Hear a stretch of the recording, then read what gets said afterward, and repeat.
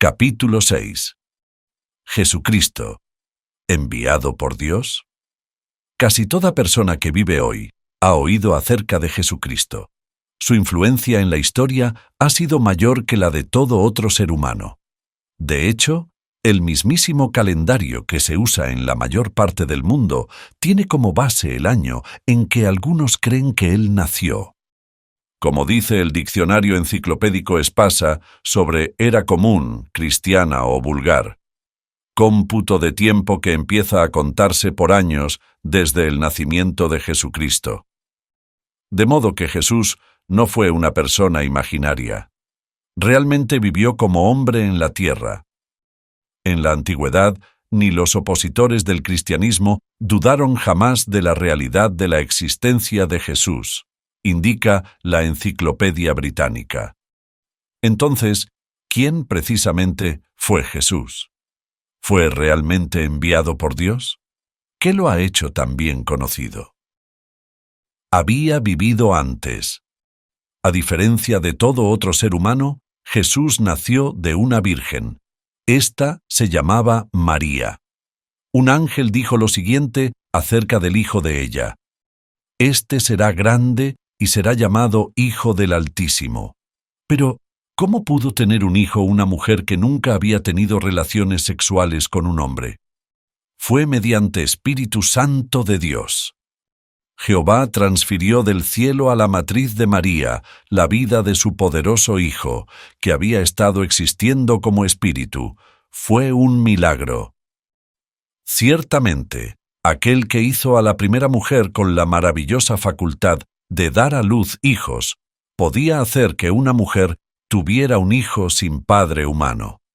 La Biblia explica: cuando llegó el límite cabal del tiempo, Dios envió a su Hijo, que vino a ser procedente de una mujer. Así, antes de que naciera en la tierra como hombre, Jesús había estado en el cielo como poderosa persona espiritual. Tenía un cuerpo espiritual invisible al hombre como el que Dios tiene. Jesús mismo se refirió con frecuencia al encumbrado puesto que había ocupado en el cielo. En cierta ocasión oró: «Padre, glorifícame al lado de ti mismo con la gloria que tenía al lado de ti antes que el mundo fuese». También dijo a los que le escuchaban: «Ustedes son de las regiones de abajo, yo soy de las regiones de arriba». ¿Qué hay, pues, si contemplaran al Hijo del Hombre ascender a donde estaba antes? Antes que Abraham viniese a existir, yo he sido. Antes de su venida a la tierra, a Jesús se le llamaba el Verbo o la Palabra de Dios. Este título muestra que en el cielo Él servía como el vocero de Dios. También se le llama el primogénito de Dios, así como su Hijo unigénito. Esto significa que su creación tuvo lugar antes de la de todos los demás hijos celestiales de Dios, y que Él es el único que fue creado directamente por Dios. La Biblia explica que este Hijo primogénito participó con Jehová en crear todas las demás cosas. Así, cuando Dios dijo: «Hagamos un hombre a nuestra imagen», estaba hablando a este Hijo. Sí, el mismísimo que posteriormente vino a la tierra y nació de una mujer, había participado en la creación de todas las cosas. Ya había vivido en el cielo con su Padre por una cantidad desconocida de años. Su vida en la tierra. María había sido prometida en matrimonio a José. Pero cuando él se enteró de que ella estaba encinta, creyó que ella había tenido relaciones sexuales con otro hombre y, por lo tanto, consideró no casarse con ella. Sin embargo, cuando Jehová le dijo que había sido mediante su Espíritu Santo como el niño había sido concebido, José tomó a María como esposa. Después, mientras ellos visitaban la ciudad de Belén, Jesús nació. Cuando Jesús todavía era un infante, el rey Herodes trató de matarlo. Pero Jehová dio advertencia a José, y éste huyó con su familia a Egipto. Después de la muerte del rey Herodes, José y María regresaron con Jesús a la ciudad de Nazaret, en Galilea. Allí se crió Jesús. Cuando Jesús tenía 12 años de edad, viajó con su familia a Jerusalén para asistir a la celebración especial llamada la Pascua. Mientras estuvo allí, pasó 3 días en el templo, escuchando a los maestros y haciéndoles preguntas. Todas las personas que le escucharon quedaron sorprendidas ante lo mucho que sabía. A medida que Jesús creció en Nazaret, aprendió a ser carpintero.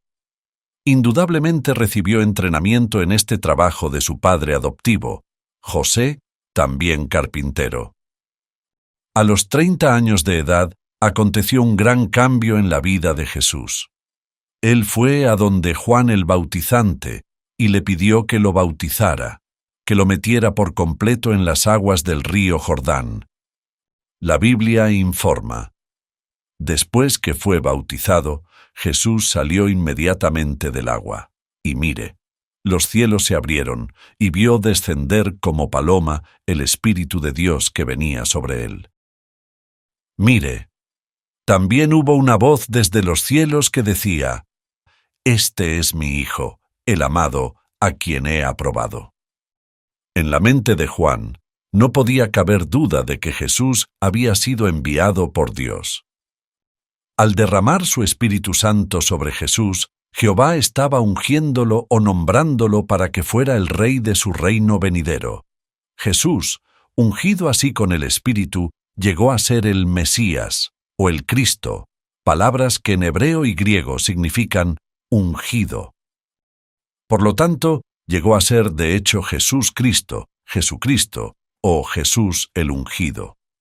Por eso su apóstol Pedro habló acerca de Jesús que era de Nazaret, cómo Dios lo ungió con Espíritu Santo y poder. Además, por su bautismo en agua, Jesús se estaba presentando a Dios para efectuar la obra para la cual Dios lo había enviado a la tierra. ¿En qué consistía aquella importante obra? ¿Por qué vino a la tierra? En una explicación de por qué había venido a la tierra, Jesús dijo al gobernador romano Poncio Pilato: «Para esto he nacido, y para esto, o con este propósito, he venido al mundo, para dar testimonio a la verdad». Pero, para dar a conocer qué verdades en particular había sido enviado Jesús a la tierra. Primero, verdades acerca de su Padre Celestial. Él enseñó a sus seguidores a pedir en oración que el nombre de su Padre fuera santificado o tenido en santidad. Y oró: «He puesto tu nombre de manifiesto a los hombres que me diste». Además dijo: «Tengo que declarar las buenas nuevas del reino de Dios, porque para esto fui enviado». Cuán importante era para Jesús esta obra de dar a conocer el nombre y el reino de su Padre. Dijo a sus discípulos: «Mi alimento es hacer la voluntad del que me envió y terminar su obra». ¿Por qué consideraba Jesús que la obra de Dios era tan importante como el alimento? Esto se debía a que el reino es el medio por el cual Dios ha de cumplir los maravillosos propósitos que tiene para la humanidad. Este reino es lo que destruirá toda la iniquidad y limpiará el nombre de Jehová del oprobio que se ha arrojado sobre él. Por eso Jesús nunca se retuvo de dar a conocer el nombre y el reino de Dios. Siempre habló la verdad, fuera o no fuera popular. Así suministró un ejemplo que nosotros debemos seguir si deseamos agradar a Dios. Sin embargo, para que pudiéramos adquirir vida eterna bajo la gobernación del reino de Dios, Jesús tenía que derramar su sangre vital en muerte. Como lo dijeron 2 apóstoles de Jesús: «Hemos sido declarados justos ahora por su sangre». La sangre de Jesús, el Hijo de Dios, nos limpia de todo pecado. De manera que una razón importante por la cual Jesús vino a la tierra fue para morir por nosotros. Él dijo: «El Hijo del Hombre no vino para que se le sirviera, sino para servir y para dar su alma, o vida, en rescate en cambio por muchos». Pero, ¿qué significa el que Cristo diera su vida en rescate? ¿Por qué era necesario para nuestra salvación el que Él derramara su sangre vital en muerte? Dio su vida como rescate. La palabra rescate suele usarse cuando ocurre un secuestro. Después que el secuestrador captura a alguien, puede que diga que pondrá en libertad al secuestrado si se le paga como rescate cierta cantidad de dinero. De manera que un rescate es algo que resulta en la liberación de alguien que se halla en cautiverio. Es algo que se paga para que dicha persona no pierda la vida. La vida humana perfecta de Jesús se dio para liberar a la humanidad del cautiverio, al pecado y la muerte. ¿Por qué se necesitaba tal liberación? Esto se debía a que Adán, el antepasado de todos nosotros, se había rebelado contra Dios. Así, el acto de desafuero de él lo había convertido en pecador, puesto que la Biblia explica que el pecado es desafuero.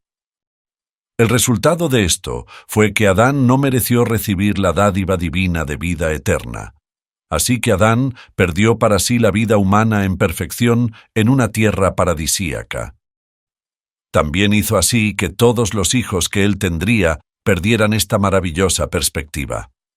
Pero usted quizás pregunte, ¿por qué tenían que morir todos sus hijos si quien pecó fue Adán?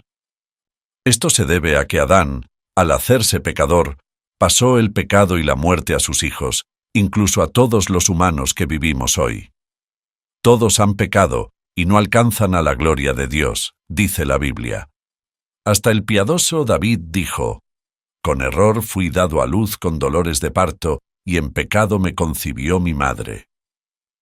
Por eso, la gente ha estado muriendo debido al pecado que ha heredado de Adán. Entonces, ¿cómo era posible que el sacrificio de la vida de Jesús librara a toda persona del cautiverio, al pecado y la muerte? En esto está envuelto un principio legal que se halla en la ley que Dios dio a la nación de Israel. Este declara que se debe dar vida por vida. Por su desobediencia, Adán, el hombre perfecto, perdió la vida perfecta en una tierra paradisíaca para sí mismo y para todos sus hijos. Jesucristo dio su propia vida perfecta para volver a comprar lo que Adán había perdido. Sí, Jesús se dio a sí mismo como rescate correspondiente por todos. A Jesús, por haber sido hombre perfecto, tal como lo había sido Adán, se le llama el último Adán. Ningún otro humano aparte de Jesús pudiera haber provisto el rescate. Esto se debe a que Jesús fue el único hombre que ha vivido que fue igual a Adán como hijo humano perfecto de Dios. Jesús murió a los 33 años y medio de edad, pero al tercer día después de su muerte fue levantado de nuevo a la vida. 40 días después regresó al cielo. Allí, de nuevo como persona celestial, apareció delante de la persona de Dios a favor nuestro, con el valor de su sacrificio de rescate. En aquel tiempo se pagó el rescate a Dios en el cielo. Ahora se había hecho disponible liberación para la humanidad. Pero, ¿cuándo se realizarán sus beneficios? Hasta en la actualidad, el sacrificio de rescate de Jesús nos puede beneficiar. ¿Cómo? Por ejercer fe en ese sacrificio, podemos disfrutar de una condición o posición de limpios delante de Dios y llegar a estar bajo su cuidado amoroso y tierno. Muchos de nosotros quizás cometimos terribles pecados antes de que llegáramos a conocer a Dios. Y aún ahora cometemos errores, los cuales a veces son muy graves. Pero con el rescate como base, podemos buscar libremente el perdón de Dios, con confianza en que Él nos escuchará. Además, en los días venideros, el rescate abrirá para nosotros el camino que nos llevará a recibir la dádiva divina de vida eterna en el nuevo mundo justo de Dios. En ese tiempo, todos los que ejerzan fe en el rescate serán completamente librados del cautiverio al pecado y la muerte. Podrán esperar vida eterna en perfección. ¿Qué efecto tiene en usted el llegar a saber del rescate? ¿No le llena el corazón de afecto para con Jehová el saber que Él se interesa tanto en usted que ha dado a su Hijo amado a favor de usted? Pero piense, además, en el amor de Cristo. Él vino voluntariamente a la tierra a morir por nosotros. ¿No deberíamos sentirnos agradecidos? El apóstol Pablo explicó cómo debemos mostrar nuestra gratitud cuando dijo: «Murió por todos para que los que viven no vivan ya para sí mismos, sino para el que murió por ellos y fue levantado». ¿Demostrará usted su gratitud mediante usar su vida para servir a Dios y a su Hijo Celestial Jesucristo? ¿Por qué Jesús ejecutó milagros? Jesús es bien conocido por los milagros que ejecutó. Se compadecía de la gente que sufría y con gusto usaba los poderes que Dios le había dado para ayudarla. Por ejemplo, cierto hombre que tenía la terrible enfermedad de lepra vino a él y le dijo: «Si tan solo quieres, puedes limpiarme». Jesús se enterneció y extendió la mano y lo tocó y le dijo: «Quiero, sé limpio». Y el hombre fue sanado. Considere otra escena bíblica e imagínese la ternura que Jesús sintió para con la gente a quien se describe. Entonces se le acercaron grandes muchedumbres, teniendo consigo personas que eran cojas, mancas, ciegas, mudas y muchas en otras condiciones, y casi se las tiraron a los pies, y él las curó. De modo que la muchedumbre se asombró al ver que los mudos hablaban, y los cojos andaban, y los ciegos veían, y glorificó al Dios de Israel. El hecho de que Jesús realmente se interesaba en estas personas que sufrían y verdaderamente quería ayudarlas, se puede ver por lo que después dijo a sus discípulos. Dijo: «Me compadezco de la muchedumbre, porque hace ya 3 días que se han quedado conmigo y no tienen qué comer, y no quiero despedirlos en ayunas. Posiblemente desfallezcan en el camino». De modo que Jesús, con solo 7 panes y unos cuantos pescaditos, alimentó milagrosamente a los 4,000 varones, además de mujeres y niñitos. En otra ocasión, Jesús se encontró con una procesión fúnebre que salía de la ciudad de Naín. La Biblia describe la ocasión así: sacaban a un muerto, el hijo unigénito de su madre. Además, ella era viuda, y cuando alcanzó a verla el Señor, se enterneció por ella. Él sintió profundamente el dolor de ella. Por eso, dirigiéndose al cadáver, Jesús ordenó: «Joven, yo te digo, levántate». Y ¡qué maravilla! El muerto se incorporó y comenzó a hablar, y Jesús lo dio a su madre.